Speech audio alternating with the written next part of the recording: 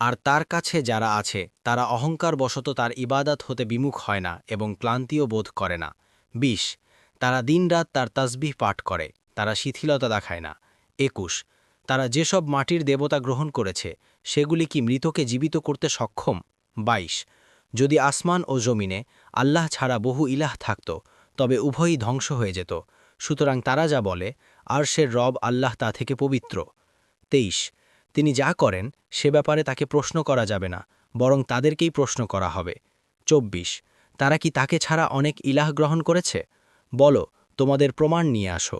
আমার সাথে যারা আছে এটি তাদের জন্য উপদেশ, এবং আমার পূর্বে যারা ছিল তাদের জন্য এটাই ছিল উপদেশ।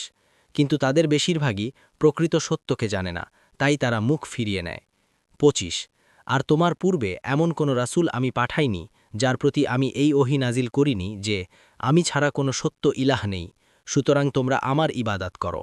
২৬ আর তারা বলে পরম করুণাময় সন্তান গ্রহণ করেছেন, তিনি পবিত্র, বরং তারা সম্মানিত বান্দা। ২৭ তারা তার আগ বাড়িয়ে কোনো কথা বলে না, তার নির্দেশেই তো তারা কাজ করে। ২৮ তাদের সামনে ও পেছনে যা কিছু আছে সবই তিনি জানেন, আর তারা শুধু তাদের জন্যই সুপারিশ করে যাদের প্রতি তিনি সন্তুষ্ট, তারা তার ভয়ে ভীত।